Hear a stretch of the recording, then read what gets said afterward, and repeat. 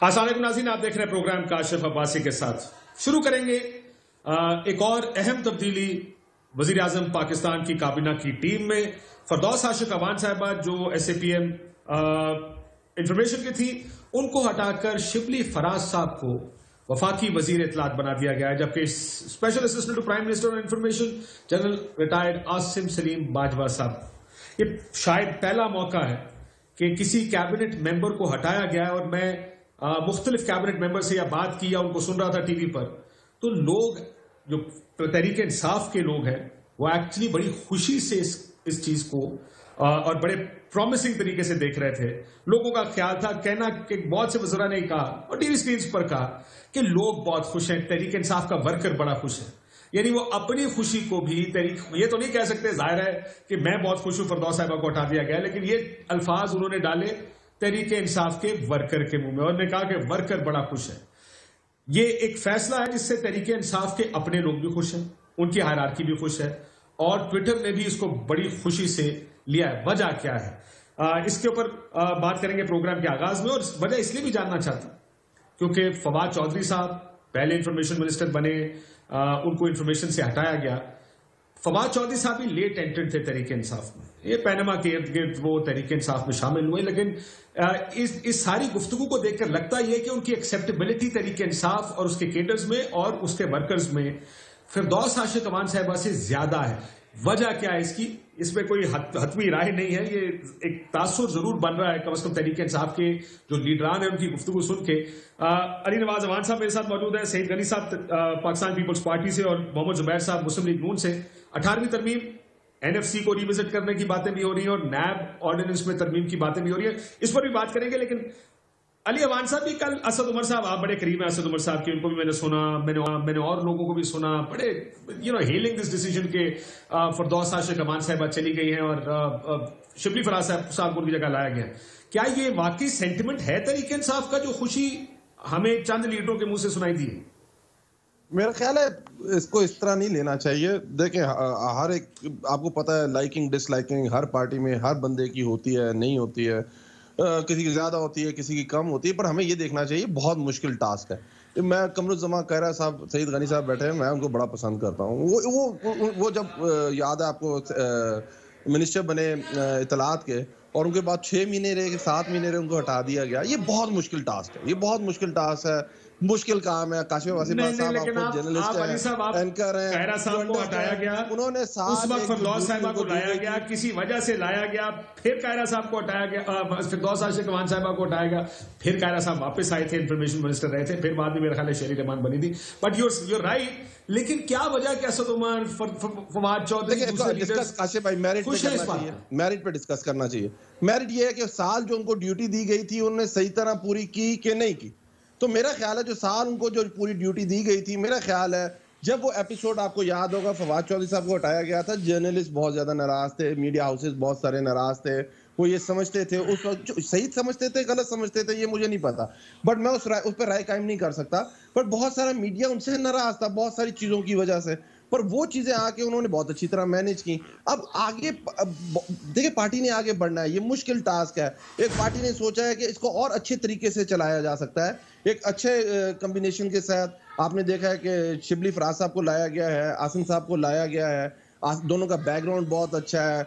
एक ने आपने देखा जहाँ ISPR को अगर रीबिल्ड किया, जिस आदमी ने जिस तरह उसको एक लेवल पे लेके गए, जिस तरह इंटरनेशनल उन्होंने काउंटर किया नैरेटिव को, उसको अगर आप पुराना एक्सपीरियंस देखें तो उनको लाया गया। शिबली भाई का आपने देखें, एक उनका बैकग्राउंड देखें। लेकिन इसके साथ ही अली अवान साहब, जहां आपने फरदौस बीबी को हटाया, वहीं ये खबरें मीडिया में आपकी हुकूमत की तरफ से फीड की गई, करप्शन चार्जेस थे, इंक्वायरी हुई, ये चीजें घर ले गई, वो कमीशन बनाया, इश्तिहारों में ये खबरें आपकी हुकूमत की तरफ से लीक की जा रही है। क्या ये बातें दुरुस्त है सारी? ये काशिफ भाई, मैंने तो आपके चैनल पे देखी थी और जराये के जरिए देखी थी। जराये पे मैं कोई कमेंट कर नहीं सकता, पर मैंने एक वो देखा था, वो खान साहब के साथ उन्होंने आखिरी मीटिंग की थी प्राइम मिनिस्टर ऑफिस में, और उसके बाद ये सारी चीजें उनका नोटिफिकेशन था, दूसरा नोटिफिकेशन शिबली फराज साहब और आसिम साहब का आया था। टेक इट लाइक दिस, अब जो बंदा चला जाता है, मेरा नहीं ख्याल उसको इस तरह, मेरा नहीं ख्याल, it's not fair. I agree, but मेरा मसला ये है, मेरा प्रोग्राम करने का मकसद, जुबैर साहब आपको मेरी आवाज आ रही है? जुबैर साहब शायद नहीं है, सईद गनी साहब है मेरे ख्याल है। सईद गनी साहब, आपको मेरी आवाज आ रही है? जी जी आ रही है काशिफ। सईद गनी साहब, मसला यह है कि देखिए, मैं इस बात पे बिलीव करता हूं कि हमारे पाकिस्तान में ये गिरे हुए को मारने की बड़ी रिवायत है। जब लोग ताकत में, इख्तियार में, इख्तियार में होते हैं, चाहे अपनी पार्टी में हो, चाहे किसी दूसरी पार्टी में हो, उस वक्त बहुत कम लोग ये या मुख्तलिफ हमारे आईनी होते हैं। अब चीफ जस्टिस ऑफ पाकिस्तान पिछले थे जो साकिब निसार साहब, अब वो गए हैं, तो आप देखें किस किस्म की गुफ्तगू पाकिस्तान में होती है। आर्मी चीफ बैठे होते हैं, कोई कुछ नहीं कहता, वो रिटायर होते हैं तो पाकिस्तान में शुरू हो, पॉलिटिक्स इज नो डिफरेंट। लेकिन आपको भी ये महसूस हुआ कि तहरीक इंसाफ में, जैसा मैंने असद उमर साहब का कहा, मैं I was listening to him yesterday, लोग बड़े खुश, तहरीक इंसाफ का वर्कर बड़ा खुश है, Fawad Singh same thing, worker बड़ा खुश है, ये खुशियां मना रहे हैं। फवाद साहब, आपको ये लगा, सेंस मिला इस तब्दीली से? अच्छा, मुझे वैसे कोई सेंस तो कहीं से नहीं मिला, लेकिन मैं इस बात को महसूस कर सकता हूँ, समझ सकता हूँ जो पॉलिटिकल फिगर।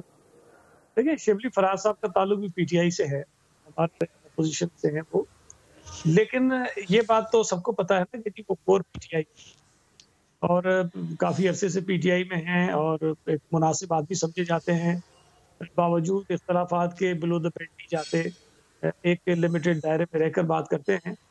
तो जहां हम उनको रीजनेबल आदमी समझते हैं, तो मैं समझता हूँ कि पार्टी के अंदर भी यकीनन वो लोग जिनके अंदर सियासी सूझबूझ है, जो ये समझते हैं कि पॉलिटिकल वर्कर्स को या जो पार्टी के साथ वफादारी के साथ खड़े रहते हैं, अगर वो आगे आ जाएं तो खुशी जरूर होती होगी।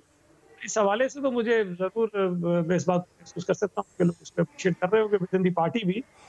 लेकिन दूसरी बात जो शायद अगर उनकी पार्टी से हटकर भी कहूँ, जिस किस्म का लबो लेजा फिरदौस आशिक अवन साहब इस्तेमाल करती थी, वो कोई भी मेच्योर पॉलिटिकल पार्टी का कोई वर्कर हो, लीडर हो, या इवन ये कि कोई इंडिपेंडेंट एनालिस्ट हो या आपके सेंटर हो, कोई भी उसको इनकरेज नहीं कर सकता उसका।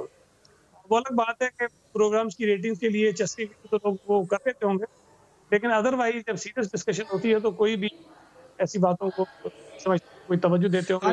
लेकिन सैयद गनी साहब, आप ये जानते हैं, जो भी लोग टीवी पर आते हैं, कोई भी जुबान इस्तेमाल करते हैं, पार्टी लीडरशिप की मर्जी के बगैर ना सख्त बात होती है, ना किसी को टारगेट किया जाता है। अभी आप सिंध की मिसाल ले लें, तफसील में मत जाइएगा, लेकिन जब तहरीक इंसाफ ने महसूस किया कि अब सिंध हुकूमत को जवाब देने का टाइम है, तो सडनली सारे आ गए, फैसल वाला साहब भी आ गए, अली जैदी साहब भी आ गए, मतलब पूरी पार्टी आ गई, शहबाज गिल, फिरदौस आशिक अवान साहब। सो ये पार्टी का फैसला होता है, ये चेयरमैन का या प्राइम मिनिस्टर का फैसला होता है, जिसके बाद इस तरह की जुबान इस्तेमाल की जाती है, वरना तो कोई क्यों करेगा? So don't put it on her, this is a strategy, this is a policy. Kashif, हो सकता है ये होता हो, लेकिन मेरा ख्याल है कि हर आदमी के अंदर कुछ मैन्युफैक्चरिंग फॉल्ट भी होते हैं, किसके अंदर कोई मैन्युफैक्चरिंग खूबियां भी होती हैं। अब अगर कोई लोग हैं जो बदजबानी कर ही नहीं सकते, उन्हें कोई कुछ भी कहले वो नहीं करेंगे बदजबानी। कुछ लोग हैं जो अच्छे लहजे में बात कर ही नहीं सकते, कोई उन्हें समझाता रहे, कुछ भी कहता रहे कि अच्छे लहजे में बात करो, वो नहीं कर सकते। तो मेरा ख्याल है कि कुछ थोड़ी सी बिल्ट इन भी खराबियां होती हैं, जो शायद जिनको वो आसानी से पिक कर देते हैं कि लीडरशिप में गाली देनी है तो खुशी से देते हैं, और अगर लीडरशिप कह रहा है किसी की तारीफ कर लो, अच्छे अल्फाज। Well, that's politics for you. Saeed Ghani साहब की आवाज मेरे से कट गई है, आई डोंट नो कि एक्चुअली एमसीआर में भी उनकी आवाज आ रही है। जुबैर साहब, आपको मेरी आवाज आ रही है? क्या आ रही है? ठीक, मैं जुबैर साहब से पूछ लूं, फिर मैं चलता हूं ठानी तकलीफ है। जुबैर साहब जी, चला लेते हैं काम। आजकल देखें कोरोना टाइम है, हमारे वहां पे भी दफ्तर सील है, क्योंकि हमारे, आपने देखा होगा, कल 8 पॉजिटिव केसेस आए थे, वो फैसल ईदी साहब के इंटरव्यू की वजह से, या मस्जिद में जो नमाज पढ़ी लोगों ने, हमारे ऑफिस के करीब जुम्मा जहां पढ़ा गया था, तो इस वजह से ऑफिस फिलहाल सील है, ज़ाहिर है वो डिसइंफेक्ट होगा, तो फिर हम स्टूडियोज को दोबारा जाएंगे। जुबैर साहब, how do you see general Asim Saleem Bajwa साहब, जनरल रिटायर्ड आसिम सलीम बाजवा साहब, उनकी अपॉइंटमेंट को कैसे देख रहे हैं? देखिए, मेरा ख्याल है अपॉइंटमेंट तो, let's be very honest about it, जो मेरा ओपिनियन है कि जनरल बाजवा, आसिम बाजवा को लगाना था उन्होंने इंफॉर्मेशन में, तो उससे फायदा मिल गया शिबली फराज साहब को, क्योंकि पहले ये फैसला हुआ होगा। मेरी अपनी असेसमेंट है, एनालिसिस है, obviously this is not based on any facts कि किसी ने मुझे, तो पहले ये जब फैसला हो गया कि जी जनरल आसिम बाजवा को लगाना है, उनके बैकग्राउंड की वजह से, ISPR और जो भी है, और जिस किस्म की पॉलिसी इमरान खान साहब चाहते हैं, तो फिर एक सवाल जरूर उठा होगा कि भाई कोई पॉलिटिकल फेस देना चाहिए, ये तो इसको इतना एक्सेप्टेबल नहीं किया जाएगा, ये तो फिरदौस साहिबा के हवाले से जो इतने कंसर्न थे लोगों को, पीटीआई वालों को खुद भी, तो उसको हमने ठीक करना है या खराब करना है फर्दर। तो शिबली फराज को मेरा ख्याल है उस लक में वो आ गया, फेडरल मिनिस्टर बन गए। So he is the political face और जबरदस्त आदमी है शिबली फराज। मेरा ख्याल है वो मीडिया के साथ उनके देखिए एक नेचर होती है, अभी जो सईद गनी साहब कह रहे थे, वो शिबली फराज साहब को जो मर्जी कह लेंगे ना, वो शिबली फराज ही रहेंगे, थोड़ा बहुत ऊपर नीचे हो जाएंगे। अच्छा, वो जज्बाती जरूर है, बदतमीजी नहीं करेंगे। एग्जैक्टली, मतलब जज्बाती जरूर हो जाएंगे, दिस इज हिज नेचर। फिर वो उनकी अपोजिशन जमात के लोगों के साथ, उनकी मीडिया के लोगों के साथ बहुत अच्छी है। He believes in the freedom of media as much as the constitution would allow. लेकिन वो जो उनके साथ एक जो जनरल बाजवा साहब को जो लगाया गया, आसिम बाजवा साहब को, वो मेरा ख्याल है उससे होगा ये कि शिबली फराज साहब बिल्कुल पीछे रह जाएंगे और पॉलिसी मरतब करने में जनरल आसिम बाजवा ही होंगे, and he will drive the information ministry essentially. This is the way I see. ये एक अच्छा फेस ठंडा करने के लिए लोगों को जहाँ खराब सूरत हाल हो जाएगी, अदरवाइज तो पॉलिसी बड़ा क्लियर है, क्योंकि दोनों बिल्कुल डिफरेंट नैरेटिव्स लेके आ रहे हैं। और अच्छा, वैसे मैं बताऊं, मिजाज दोनों का एक जैसा है, because I have dealt with both of them. Shibli साहब के साथ भी और आसिम बाजवा साहब इतने ऐसे डीजी आईएसपीआर रहे हैं, तो मैंने तो दोनों के साथ डील किया है। मिजाज जिसको आप मिजाज की बात कर रहे हैं ना, जैसे काशिफ, दोनों का मिजाज तकरीबन एक जैसा। इंटरेस्टिंग बात है। अब पता नहीं बाजवा साहब में अंदर वो पॉलिटिशियन वाली बात है या शिबली साहब में फौजी वाली बात है। या दोनों अपने रवैयों से, जो सियासी रवैया या फौजी रवैयों से हटके के दरमियान में किसी जगह मिल जाएंगे जाके। But what I meant was कि बिकॉज हमने बहुत अरसा डील किया डीजी आईएसपीआर के तौर पे जनरल आसिम सलीम बाजवा साहब के साथ। सो वो जो हैंडलिंग होती है ना मीडिया की, जिसमें कई दफा, या एटलीस्ट इनके केस में आपने मीडिया पे मैंने बहुत देखा, ट्विटर आप बहुत लोगों ने तारीफें की। There is a reason why लोग तारीफ करें, बिकॉज शायद इनकी एंगेजमेंट और इनका रिलेशनशिप्स बहुत ज्यादा उन्होंने बिल्ड किया अपने वक्त, बेहतर तरीके से बिल्ड किया। Let's see how it goes. हालांकि मेरा ये ख्याल था कि फिर भी इंफॉर्मेशन में साबिक फौजी को लगाना प्रोबेबली ऑप्टिकली एक बड़ी गलत बात हो सकती थी। गलत बात है कि आप ऑप्टिक्स ठीक नहीं है कि अपनी इंफॉर्मेशन को, जो कि फेस है गवर्नमेंट का, उसके लिए आप रिटायर्ड जनरल को लगाएं। जी जुबैर साहब, देखिए टेस्ट तो अभी बड़ा आसानी से हो जाएगा। हमारी असेसमेंट शायद धरी की धरी रह जाए या रीइंफोर्स हो जाए। If he starts appearing which he should in a talk show. देखें अब एक टॉक शो में वो एक तरफ मैं बैठा हूँ, एक तरफ सईद गनी बैठे हों, या एक तरफ तलाल चौधरी बैठे हुए हों, तो वो उस वक्त कैसे फेस करेंगे? उनसे वो सख्त सवालात भी किए जाएंगे और वो झाड़ बनाया जाएगा। अभी तक तो वो अकेले आते थे और आईएसपीआर का प्लेटफॉर्म से एक डिफरेंट, इट्स लाइक क्रिकेट में एक आप टेस्ट प्लेयर को, ओपनिंग बैट्समैन को, हनीफ मोहम्मद को सडनली गए T20 में आप आके उस तरह से खेलें जैसे शायद ओपन करते। आई don't think he is following for this brother. मुझे नहीं लगता ये होगा। मुझे नहीं लगता वो टॉक शोज में आके किसी के सामने बैठेंगे। कह दिया कि ये नहीं होगा, तो क्यों नहीं होगा? मुझे नहीं लगता। इंफॉर्मेशन मिनिस्टर, तो इंफॉर्मेशन मिनिस्टर आके no information minister is Shibli Faraz. Shibli Faraz is the information minister. देखे ना, अब ये देखें, एक स्पेशल ट्रीटमेंट आपने पहले ही बता दिया कि ये नहीं होगा।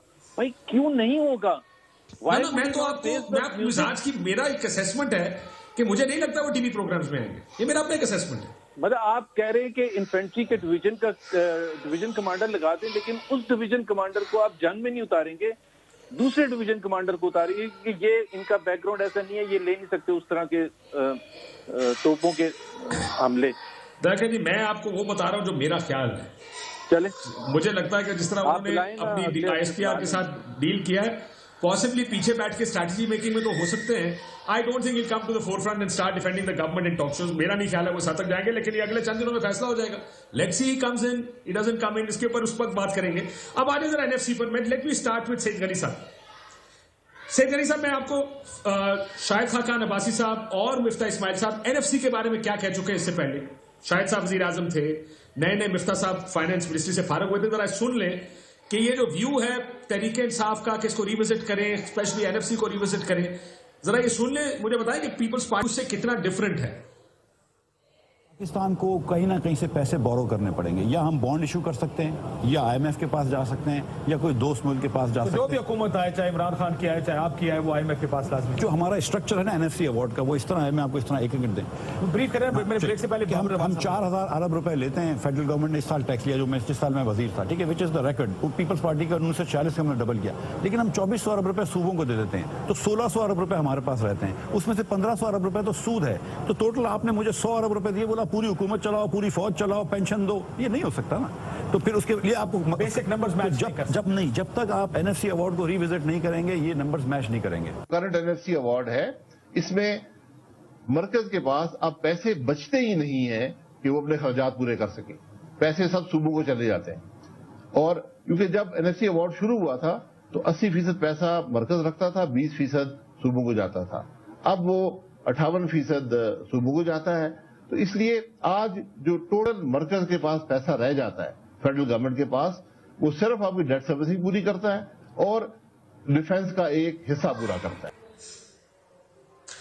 जी सैयद गनी साहब, आपने सुना दोनों को, आपका व्यू क्या है? वो दोनों एनएफसी को रिविजिट करने के हक में थे, इसका मतलब मुस्लिम लीग नून हक में थी। काशिफ एक तो देखें, एनएफसी जो है वो आर्टिकल 160 के तहत गालिबन 5 साल के लिए होता है, ठीक है, और हर 5 साल के बाद एक नया एनएफसी अवार्ड होना होता है। और ये एनएफसी अवार्ड जो था वो 2010 में हुआ था, और एक अब लॉन्ग ड्यू है। पीएमएलएन की गवर्नमेंट थी, उस वक्त से हम ये आवाज रेज कर रहे हैं कि नया एनएफसी कमीशन जो है, कमीशन बना भी था, बट ये कि अभी तक वो अवार्ड हुआ नहीं और उस पर शायद आगे बढ़ी नहीं किसी तरह से।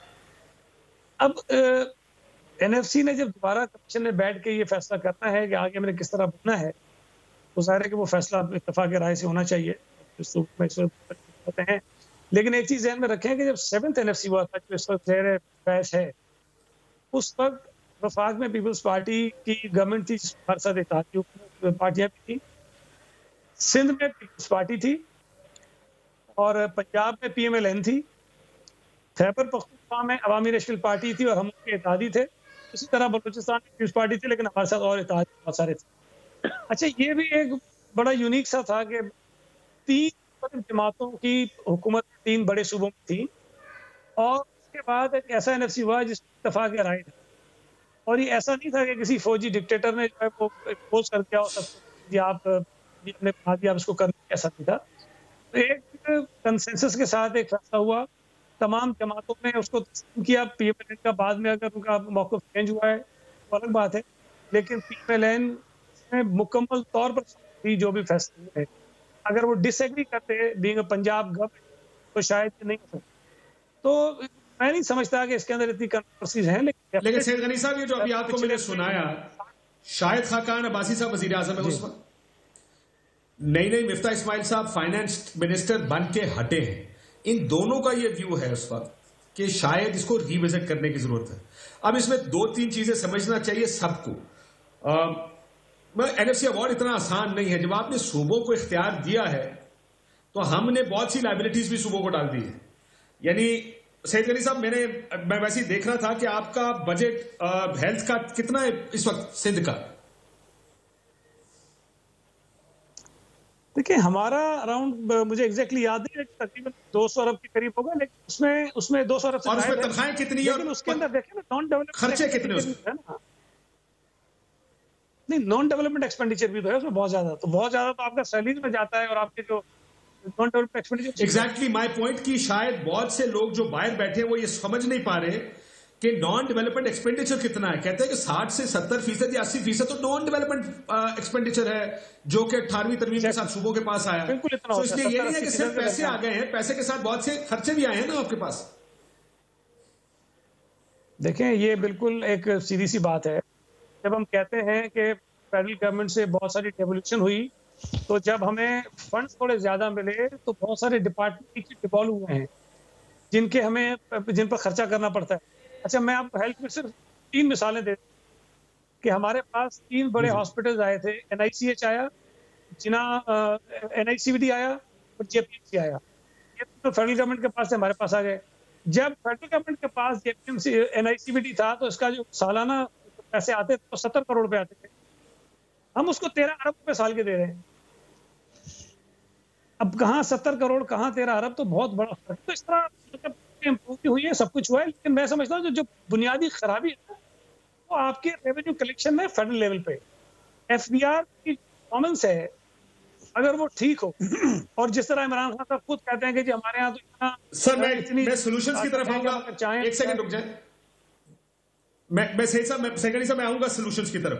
सॉल्यूशन सिर्फ टैक्स कलेक्शन नहीं है बॉस, सॉल्यूशन में आपको प्राइवेटाइज भी करना पड़ेगा, क्योंकि स्टेट जो 500, 600, 800 अरब साल का देती है इन Peoples Party wants to have it both ways. आप चाहते हैं एनएफसी हो, पैसे हमें मिले, बिल्कुल ठीक है, मिलने चाहिए, आपकी फाइनेंशियल इंडिपेंडेंस है। फिर आप ये भी कहते हैं नहीं जी मैं किसी और को प्राइवेटाइज भी नहीं होने दूंगा, यानी उसका खर्चा भी स्टेट उठाएगी। सो ये सॉल्यूशंस अगर आप एक तरफ चाहते तो जरा जुबैर साहब।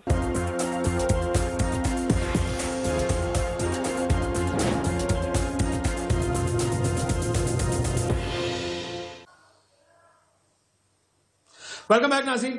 ब्रेक पे जाने से पहले 18वीं तरमीम पे बात करते हैं। अली अमान साहब, आपकी हुकूमत ने अब खुल के कहना शुरू कर दिया कि 18वीं तरमीम और एनएफसी अवार्ड को रिविजिट करने की जरूरत। जरा बताइएगा किस बुनियाद पे क्या करना चाह रहे हैं, कौन सी चीजें आप वापस लेना चाहते हैं सूबों से? अच्छा, जरा इसको समझ लें, करना क्यों चाह रहे हैं। बात हुई पहले भी हुई थी, 18वीं तरमीम आपने खुद बताया, मतलब आप इंट्रो में बताया 2010 में हुई थी। देखिए हुई, उसे किया गया, बहुत सारे मसाइल, और इस क्राइसिस के अंदर बहुत सारे मसाइल और नजर आए। मसाइल इस तरह नजर आए कि अभी आपने जो लॉकडाउन से रिलेटेड, मेरे ख्याल पिछले 3 महीने से हम लॉकडाउन के ऊपर प्रोग्राम्स कर रहे हैं। आप मतलब हमारे एंकर्स और हजरात, हमारे मीडिया हाउसेज के ऊपर प्रोग्राम्स कर रहे हैं, उसके अंदर पेश हो रहे हैं। उसके अंदर बहुत सारी चीजें सामने आई कि लॉकडाउन कौन कर सकता है, किसकी पावर्स हैं और कैसे होना चाहिए। उसके बाद जो पूरा पाकिस्तान है उसके मुख्तलिफ शोबाजात हैं, इंडस्ट्रीज हैं, हेल्थ है, डिवॉल्व सब्जेक्ट है, इंडस्ट्री है, डिवॉल्व सब्जेक्ट है, आपका एग्रीकल्चर है, डिवॉल्व सब्जेक्ट है। बट आपके सामने ये चीज नजर आई होगी काशिफ भाई, आपको भी, कि पूरा पाकिस्तान देख किसको रहा है? फेडरल गवर्नमेंट को। अगर आप 18वीं तरमीम के तहत, तो ये सारी की सारी चीजें तो 18वीं तरमीम के थ्रू जा चुकी हैं सूबों के अंदर। और उसके बाद पहले मुराद अली शाह साहब ने खुद अपने ओन पे लॉकडाउन का ऐलान भी किया। उसके बाद एनसीओसी बनी, उसके बाद नेशनल कोऑर्डिनेशन कमेटी बनी, जिसे चेयरमैन प्राइम मिनिस्टर साहब उसे हेड कर रहे हैं, और उसके बाद फिर कंसेंसस से फैसले होने लगे। इसका ये कहीं भी ये मतलब नहीं है काशिफ भाई कि इसके ऊपर हम कुछ चीजें लेना चाह रहे हैं, कुछ चीजें देना चाह रहे हैं। जैसे सईद गनी साहब ने बात की, बहुत अच्छी की, कि 10 साल पहले हुआ था एनएफसी अवार्ड, वो अप्लाई हुआ, उसके अंदर बहुत सारे मसाइल हुए। 5 रुपए फेडरल गवर्नमेंट कमाती है, जिसमें से 3 रुपए सूबे ले जाते हैं। जो उन्होंने बात बताई, जो खाकान अब्बासी ने की, जो आपके एक्स फाइनेंस मिनिस्टर ने की, हालात तो ये हैं। अब सबने दोबारा बैठना है, उसके अंदर कंसेंसस करना है और कोई फार्मूला निकालना है जिससे हम आगे की तरफ बढ़ सके, जिससे पाकिस्तान आगे की तरफ बढ़ सके। ये नहीं है कि हम वन साइडेड, अगर हम कोशिश भी करें, लेट्स सपोज काशिफ भाई कि हम ये वन साइडेड करना चाहते हैं, क्या हम कर सकते हैं? पाकिस्तान के कॉन्स्टिट्यूशन 1973 के तहत हम कर सकते हैं? नहीं कर सकते ना। अगर देखिए सियासत में क्या होती है, बहस होती है, अपना आर्गुमेंट पेश किया जाता है, अपनी लॉजिक दी जाती है, और बाकी मेरा ख्याल है बाकी सूबे भी ये अंडरस्टैंड करेंगे। ये ना सिर्फ सिंध का मसला नहीं है, पंजाब, केपीके, बलोचिस्तान और बाकी जो जिनके पास अभी जैसे नून लीग है, अभी उसके पास कोई गिलगित बल्तिस्तान और कश्मीर की गवर्नमेंट है, बट ऐसा कोई रोल नहीं है, वो भी एग्री करेंगे कि हमने आगे की तरफ बढ़ना है। एक चीज हमने अप्लाई की है, पहली दफा हुई है पाकिस्तान के अंदर, जिसमें मैं बहुत बड़ा हामी हूं 18वीं तरमीम का। मैं लोकल गवर्नमेंट से आया हूं काशिफ भाई, और मैं ये समझता हूं कि इसको और ज्यादा इफेक्टिव होना चाहिए। ये यहाँ कहां जाके रुक गई है? ये प्रोविंशियल ऑटोनॉमी तक जाके रुक गई है, ये पीएफसी तक जाके रुक गई है, ये डीएफसी पे नहीं जाती, ये लोकल गवर्नमेंट को एम्पावर नहीं करती। लोकल गवर्नमेंट में जो लेजिस्लेशन होती है उसमें मोस्टली पावर लेजिस्लेटर के पास रखी जाती है, नीचे वार्ड लेवल तक, यूनियन काउंसिल लेवल तक नहीं दी जाती, जो वेस्टमिनिस्टर सिस्टम है। जो असल एसेंस था इसका वो नहीं। मैं जुबैर साहब से भी ये पूछ लूं कि काशिफ, मैं सिर्फ एक करेक्शन कर दूं। देखिए, अपना जो एनएफसी है अलग चीज है, 18th अमेंडमेंट अलग चीज, दोनों चीजों को अलग अलग रखें, मिक्सर ना करें। वो अवान साहब जो है, शायद मैंने एनएफसी की बात की थी, 18th अमेंडमेंट की बात नहीं की। नहीं, मैं 18th अमेंडमेंट की बात कर रहा हूं सईद गनी साहब। 2000 2010 के अंदर 18th होती है, 2010 के अंदर 18th अमेंडमेंट होती है। मैं एनएफसी की बात नहीं कर रहा, एनएफसी को हुए 10 साल हो गए हैं। जो शायद खान अब्बासी कह रहे थे वो एनएफसी पे बात कर रहे थे, 18th अमेंडमेंट पे नहीं कर रहे। एनएफसी पे बात कर रहे थे। मैं सिर्फ ये कह रहा हूं कि सर ये गवर्नमेंट एनएफसी की भी बात कर रही है। जुबैर साहब जी सर, पीएमएलएन का मौकफ तो बदला नहीं होगा from what Shahid Khaqan Abbasi and Miftah Ismail have already said on NFC, लेकिन ये भी कह देना कि इस पर बहस ही नहीं हो सकती, मौलाना फजल रहमान साहब राब्ते कर रहे हैं, साजिश होगी। ये दुनिया में कवानीन बनते हैं, हो सकता है कि आप इसको ना तब्दील करें, हो सकता है मुस्लिम लीग नून कहे 18वीं तरमीम जैसे है हमें बिल्कुल उसी तरह मनोअन कबूल है, लेकिन बहस का आगाज हो सकता है इन चीजों पर। जी एक तो काशिफ मेरा ख्याल सबने हिस्ट्री को थोड़ा सा याद किया है। मैं पीटीआई को एम्बेरस करने के लिए हिस्ट्री को तो याद करवाता हूँ। जब 18वीं अमेंडमेंट हुई थी, 19वीं अमेंडमेंट हुई थी, 20वीं अमेंडमेंट हुई थी, तो इन्होंने कहा था ये मुख्य है, ये इससे ज्यादा ज्यादती नहीं हो सकती थी कौम के। रिपीटेडली इमरान खान और तमाम लीडरशिप A to Z सब ने ये कहा था कि मुख्य किया गया है, और सो मेरा ख्याल था कि वो भी आप चला देते। दूसरी बात यह है कि बिल्कुल 18th अमेंडमेंट हो या एनएफसी अवार्ड हो, ये सूबों के दरमियान, और पार्लियामेंट ने 18th अमेंडमेंट को फॉर एग्जांपल किया था, तो पार्लियामेंट में जहां इतनी अमेंडमेंट्स आई हैं और भी अमेंडमेंट आ सकती है अगर इसमें एक कोशिश की जाए और एफर्ट किया जाए। मसला जो हमारा है, हमें जो इतराज है इस वक्त हुकूमत से कि is this the time to raise issues such as 18th amendment and 7th NFC award. और मैं आपको बताता हूँ ये क्यों रेज कर रहे हैं। इनके पास हर चीज के फेलियर के लिए एक जस्टिफिकेशन चाहिए होती है। इसमें क्यों फेल हो गए थे, टैक्स कलेक्शन में क्यों फेल हो गए थे, वो शब्बत ज़ैदी बीमार हो गया था, उससे पहले ये हो गया था, इकोनॉमिक ग्रोथ क्यों नहीं हुई थी, क्योंकि वो ये प्रॉब्लम हो गया था। सो कंसिस्टेंटली जब फेल होने की एक आदत हो जाए तो आप जस्टिफाई करने के लिए दूसरी चीजों को लेके आते हैं कि जी 18th अमेंडमेंट के साथ हमने भी हुकूमत की थी, पीपल्स पार्टी ने भी की थी, उसी एनएफसी के अवार्ड के तहत हमने भी हुकूमत की थी। और दूसरी बात यह है कि इतने सीरियस क्राइसिस को अगर से पहले अगर ये समझते, क्योंकि इनकी तैयारी अगर 18th अमेंडमेंट को चेंज करने की थी या एनएफसी अवार्ड को चेंज करने की थी, तो इनके पास 2.25 साल का एक बहुत बड़ा अरसा था जिसमें एक भी सीरियस अटेम्प्ट नहीं की गई। लेकिन जुबैर साहब वो ये कह रहे हैं कि इस क्राइसिस के बाद बहुत सी चीजें सामने आई। आप एग्री करते हैं कि ये लॉकडाउन क्राइसिस है? काशिफ भाई इसमें मैं रिस्पॉन्ड करना चाहूंगा। इससे ज्यादा बचपना नहीं हो सकता। जी जरूर। इस क्राइसिस ने हमें बताया कौन सा क्राइसिस भाई, ये जो जब मिफ्ता इस्माइल बात कर रहे थे एनएफसी अवार्ड की डिस्ट्रीब्यूशन का, तो facts of the matter were already known ना। ये मसला इनकी हुकूमत का ये है कि ये बिल्कुल मस्त आए थे ना, इनको कोई जिम्मेदारी का एहसास था, ये समझे थे कि हम आएंगे ठक ठक ठक चीजें सही हो जाएंगी। मसला ये है, मैं जो कह रहा हूँ ये तो कोई वक्त ही नहीं है। पार्लियामेंट का सेशन तो आप बुला नहीं रहे और आप कह रहे हैं 18th अमेंडमेंट को चेंज करने की बातें हो रही हैं। सर लेकिन पार्लियामेंट का सेशन, मेरी बात सुने, मुझे नहीं लगता पीपल्स पार्टी भी सपोर्ट करेगी पार्लियामेंट के सेशन को। मुझे अजीब बात समझ नहीं आती। एक तरफ आपकी पार्टी कहते हैं लॉकडाउन चेंज नहीं कर रहे, लॉकडाउन करो, दूसरी तरफ कहते हैं पार्लियामेंट का सेशन करो।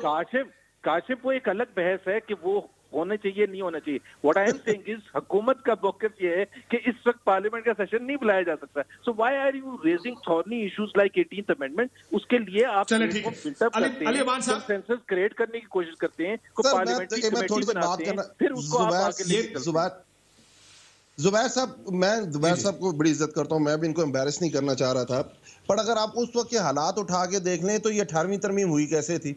मैं आज भी इसका हामी हूं। मैं काशिफ भाई आपको पहले भी बता चुका हूं, आज फिर बता रहा हूं। पर शायद जुबैर साहब को इस तरह का नहीं पता होगा कि नवाज शरीफ साहब और पीएमएल इस पर राजी कैसे हुई थी। पीएमएल नाजी सिर्फ एक पॉइंट की वजह से कि 3rd टर्म वजीर आजम बन सकेंगे।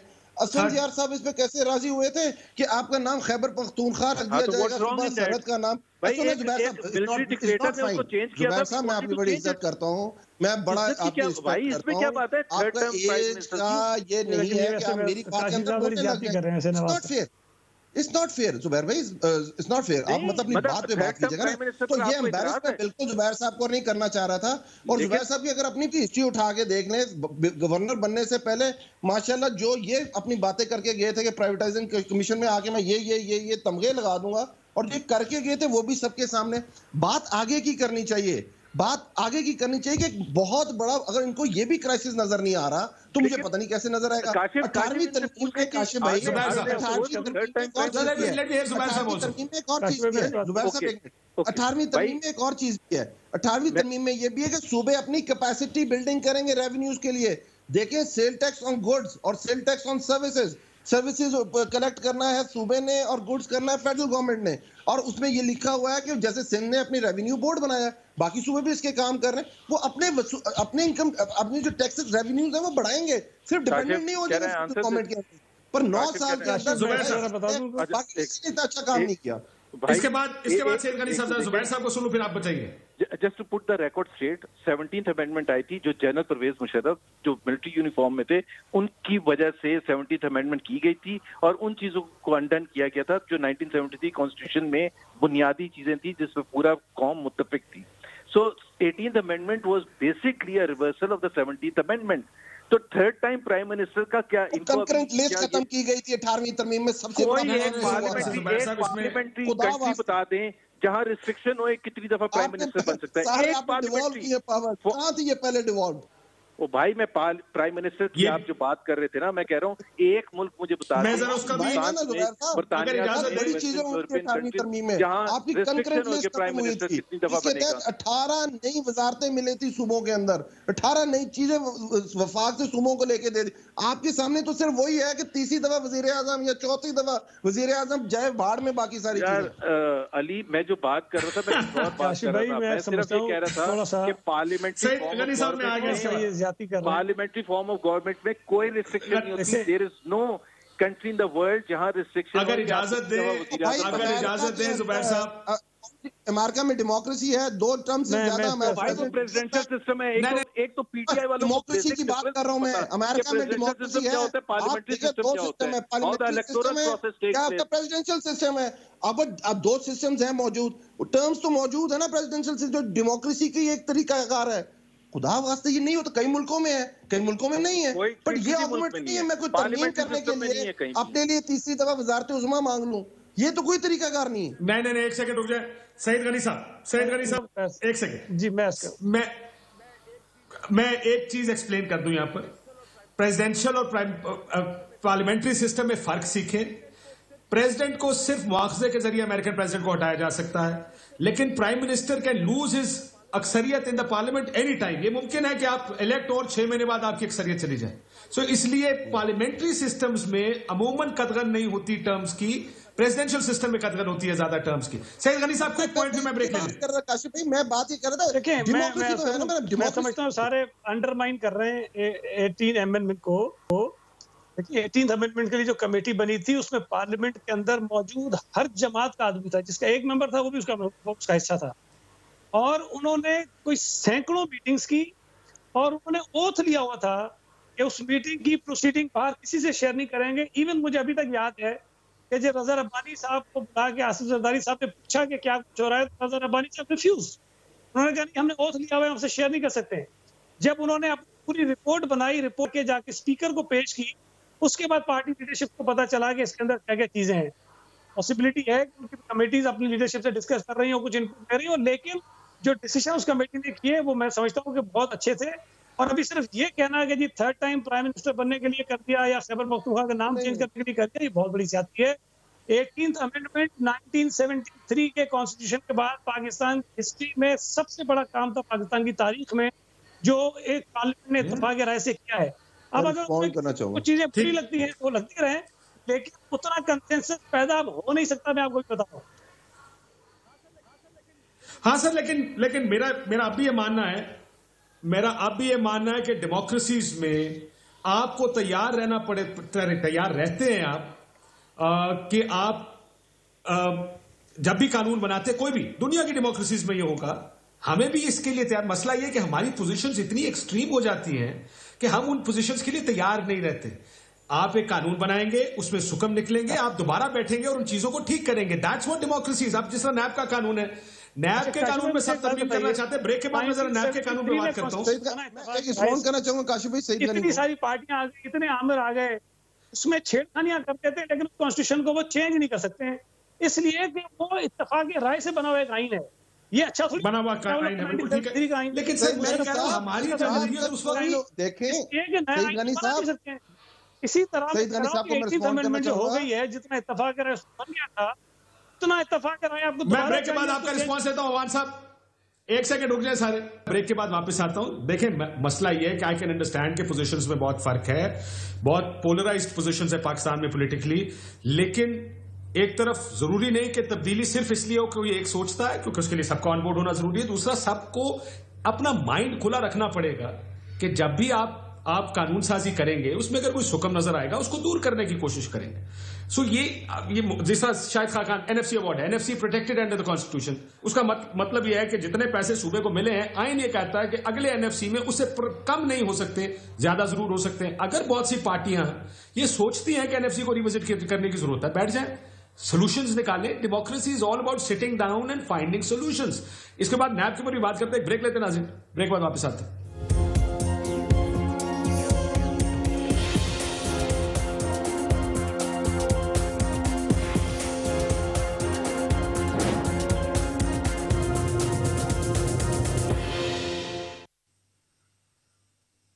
वेलकम बैक नाज़रीन। अवान साहब 20 सेकंड ईच, टेक्निकल की फॉल्ट की वजह से हमारे 2 मिनट जाया हो गए। क्विकली 20 सेकंड योर पॉइंट, फिर मैं बाकी से भी ले लूं। सर मैं सिर्फ बात करके बस सईद गनी साहब का कोई जवाब देना चाह रहा था कि बात दरअसल ये है कि हमने आगे की तरफ बढ़ना है काशिफ भाई, बाकी सारी चीजें पीछे की तरफ, जो हुआ नहीं हुआ, अच्छा हुआ बुरा हुआ, हमने 8 साल सीखा, हमने देखा कि इसमें ये मसाइल आए हैं, एक बहुत बड़ा क्राइसिस आया है, उसमें हमारे ये सारे मसाइल सामने पेश आए हैं, इससे हमने आगे बढ़ना है। जिस तरह उन्होंने अपनी 18वीं तरमीम की बात की, आगे बढ़ना, आगे की सोचे। काशिफ भाई एक चीज उन्होंने बिल्कुल ठीक है, जो पार्लियामेंट कमेटी बनी थी पर बाकी 2 सत्ता